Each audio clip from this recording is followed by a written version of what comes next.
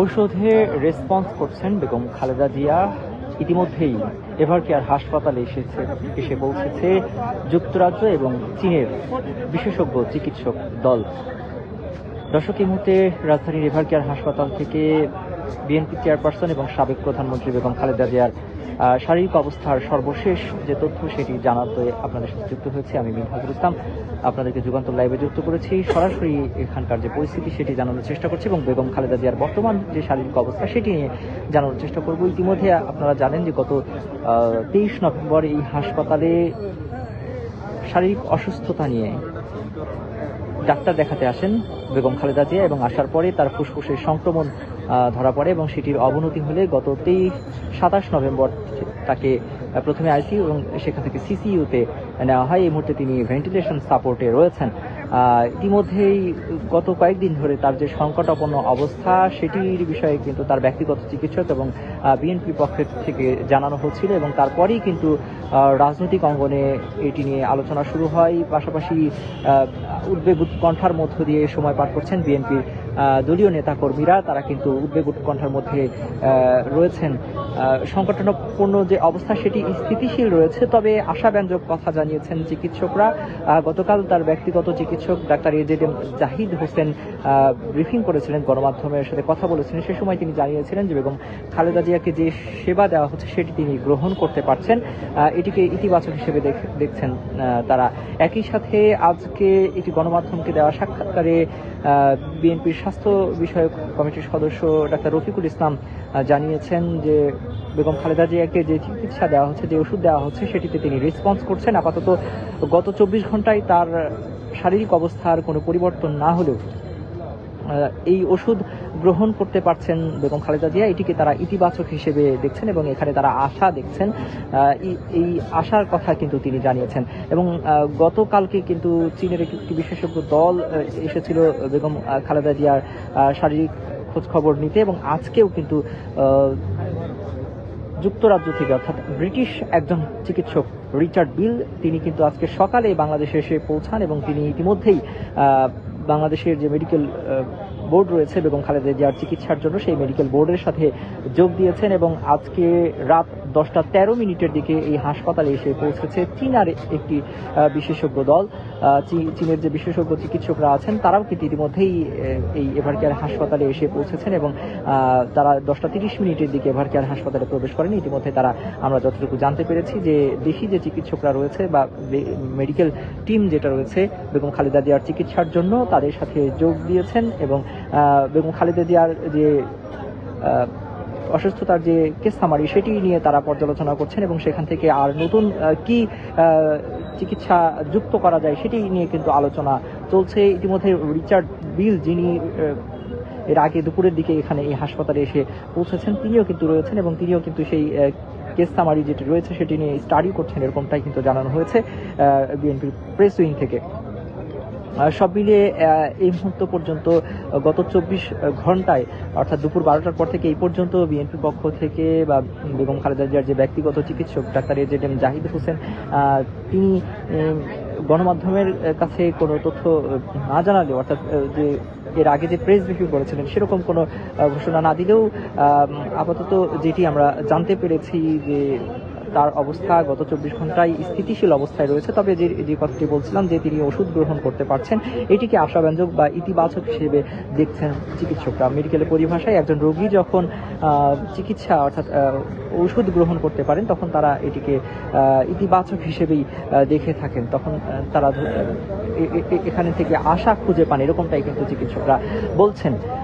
এবং আজকে আপনাদেরকে জানিয়ে রাখি যে সন্ধ্যার পরে কিন্তু এভারকেয়ার হাসপাতালে বেগম খালেদা জিয়াকে দেখতে এবং তার শারীরিক অবস্থার খোঁজ খবর নিতে চিকিৎসকদের সাথে কথা বলতে এসেছিলেন অন্তর্বর্তীকালীন সরকারের প্রধান উপদেষ্টা ডক্টর মোহাম্মদ ইউনূস। তিনি কিন্তু এসেছিলেন এবং তার আগে ইসলামী আন্দোলন বাংলাদেশের যে আমির তিনিও কিন্তু এসেছিলেন এই হাসপাতালে বেগম খালেদা জিয়ার শারীরিক অবস্থার খোঁজ খবর জানতে।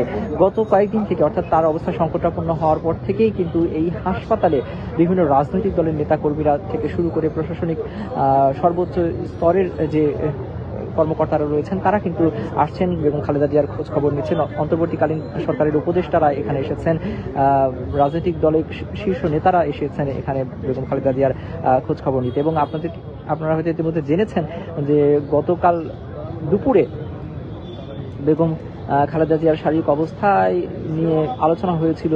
অন্তর্বর্তীকালীন সরকারের যে বিশেষ উপদেষ্টা মণ্ডলীর সদস্যদের নিয়ে যে বিশেষ বৈঠক হয়েছে প্রধান উপদেষ্টা ডক্টর মোহাম্মদ ইউনূসের বাসভবন যমুনায়, সেখানে সেই সভায় কিন্তু বেগম খালেদা জিয়াকে অতি গুরুত্বপূর্ণ ব্যক্তি হিসেবে ঘোষণার সিদ্ধান্ত নিয়েছে অন্তর্বর্তীকালীন সরকার, এবং সেটি অতি দ্রুত সেই ঘোষণা বাস্তবায়নের ব্যাপারেও কিন্তু পদক্ষেপ নিতে গোয়েন্দা সংস্থার সদস্যদেরকে নির্দেশনা দেওয়া হয়েছিল। তারপরেই আমরা দেখেছি যে এই হাসপাতালে কিন্তু SSF এবং PGR সদস্যরা আসেন এবং সেখানে তারা বেগম খালেদা জিয়ার নিরাপত্তার কাজে নিয়োজিত হন। এবং গতকালের পর থেকে আজকে সকাল থেকে কিন্তু এই হাসপাতালে বিজিবি, র্যাব, পুলিশ এবং সেনাবাহিনীর সদস্যরাও কিন্তু দফায় দফায় যুক্ত হন, আসেন। এবং যেহেতু তাকে বিশেষ অতি গুরুত্বপূর্ণ ব্যক্তি হিসেবে ঘোষণা সিদ্ধান্ত নিয়েছে অন্তর্বর্তীকালীন সরকার, সেজন্য তার নিরাপত্তার কথা বিবেচনায় রেখে মূলত এই নিরাপত্তা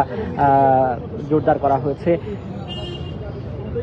এবং এই হাসপাতালে তার চিকিৎসা সেবা যেন কোনোভাবে বিঘ্নিত না হয়, এবং বিদেশে চিকিৎসা নিতে চাইলে বা বিদেশে নিয়ে যাওয়ার পরিকল্পনা হলে সেক্ষেত্রে যেন দ্রুত সময়ের মধ্যে সে ব্যবস্থা করা যায়, সেজন্য অন্তর্বর্তীকালীন সরকার সচেষ্ট রয়েছেন বলে আমরা জানতে পেরেছি। তাদের পক্ষ থেকে জানানো হয়েছে, অন্তর্বর্তীকালীন সরকারের পক্ষ থেকে জানানো হয়েছে। একই সাথে চিকিৎসকরাও যেটি জানিয়েছেন যে এই মুহূর্তে আসলে বিশেষজ্ঞ টিম, মেডিকেল টিম যারা রয়েছেন তারাই আসলে নির্ধারণ করবেন যে বেগম খালেদা জিয়ার শারীরিক অবস্থা যে অবস্থায় রয়েছে সেখান থেকে আসলে তাকে এই মুহূর্তে দেশের বাইরে নিয়ে যাওয়া হবে কিনা, বা যদি তার শারীরিক অবস্থার উন্নতি হয় সেক্ষেত্রে দেশের বাইরে নিয়ে যাওয়া হবে কিনা, সেই সিদ্ধান্ত সম্পূর্ণ মেডিকেল টিমের ওপরে নির্ভর করছে, এমনটাই কিন্তু আমরা জানতে পেরেছি। পাশাপাশি যদি তার শারীরিক অবস্থার উন্নতি হয় সেক্ষেত্রে তাকে দেশের বাইরে নেওয়া হতে পারে, এরকম খবরও আমরা শুনেছি অনেকের কাছ থেকে, দলের শীর্ষ স্থানীয় নেতাদের কাছ থেকে। এবং ডাক্তার এজেএম জাহিদ হোসেন তিনিও কিন্তু গতকালকে যে ব্রিফিং করেছিলেন সেখান থেকে তিনিও কিন্তু এই একই কথা বলেছিলেন।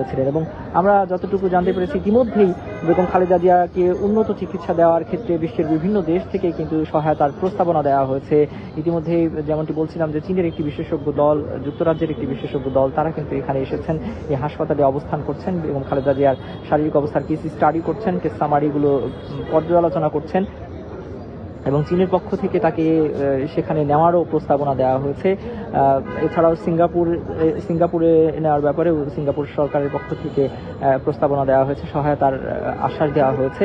তবে যেটি জানতে পেরেছি আমরা যে বেগম খালেদা জিয়ার যে পরিবার এবং বিএনপির চেয়ারম্যান, ভারপ্রাপ্ত চেয়ারম্যান তারেক রহমান, তিনি কিন্তু বেগম খালেদা জিয়াকে লন্ডনে নেওয়ার ব্যাপারে আগ্রহ প্রকাশ করেছেন এবং তিনি লন্ডনে নিতে চান।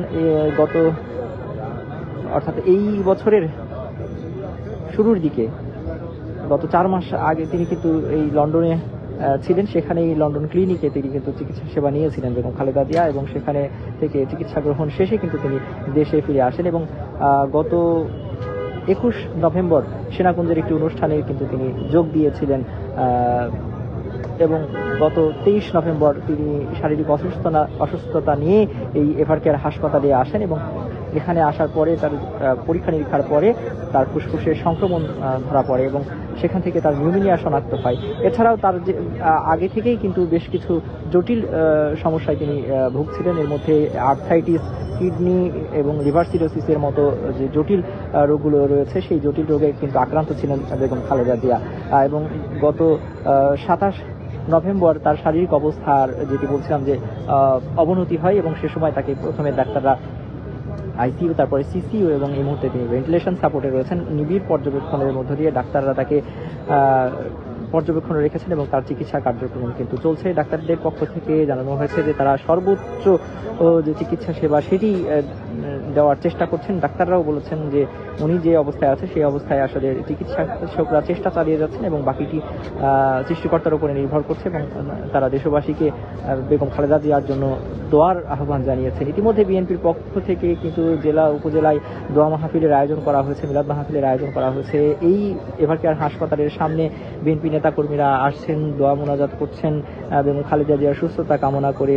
এছাড়াও রাজনৈতিক দলগুলোও কিন্তু বেগম খালেদা জিয়ার সুস্থতা কামনা করে দোয়া মোনাজাত কর্মসূচি ঘোষণা করেছে, আমরা দেখেছি। এবং অন্তর্বর্তীকালীন সরকারের পক্ষ থেকেও কিন্তু বেগম খালেদা জিয়ার জন্য দোয়া প্রার্থনা করতে বলা হয়েছে দেশবাসীকে এবং দলটির পক্ষ থেকেও কিন্তু অর্থাৎ বিএনপির পক্ষ থেকেও কিন্তু দেশের মানুষের কাছে দোয়া চাওয়া হয়েছে।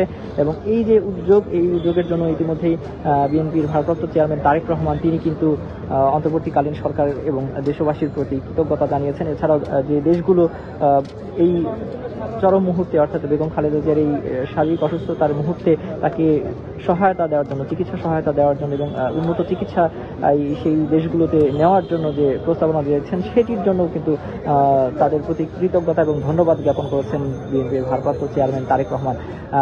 প্রতিদিন সকাল থেকে অর্থাৎ বিএনপি চেয়ারপারসন বেগম খালেদা জিয়ার শারীরিক অবস্থা অবনতি হওয়ার পর থেকেই এই হাসপাতালের সামনে সকাল থেকে মধ্যরাত কেউ কেউ পুরো রাত জেগে এই হাসপাতালের সামনে তাদের যে প্রিয় নেত্রী বেগম খালেদা জিয়ার শারীরিক অবস্থার খোঁজ খবর জানতে কিন্তু এখানে এসে জড়ো হচ্ছেন, এখানে অবস্থান করছেন।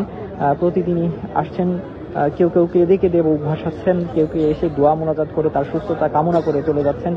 অনেকের সাথে আমরা কথা বলার চেষ্টা করেছিলাম, তাদের কাছ থেকে জানার চেষ্টা করেছিলাম যে দলীয় যে নির্দেশনা আছে বিএনপির পক্ষ থেকে এই হাসপাতালের সামনে নেতাকর্মীদের ভিড় না করার অনুরোধ জানানো হয়েছে, তবুও তারা কেন আসছেন সে সময় তারা যেটি জানিয়েছেন, তারা বলছেন যে তাদের প্রিয় নেত্রী হাসপাতালে ভর্তি আবেগ এবং শ্রদ্ধাবোধ ভালোবাসার জায়গা থেকে আসলে তারা মনের যে তৃপ্তি সেটি পাচ্ছিলেন না বা আত্মার যে শান্তি সেটি পাচ্ছিলেন না, সে কারণে মূলত তারা এখানে আসছেন এবং তাদের যে প্রিয় নেত্রী তার খোঁজ খবর নিচ্ছেন, তার জন্য দোয়া প্রার্থনা করছেন।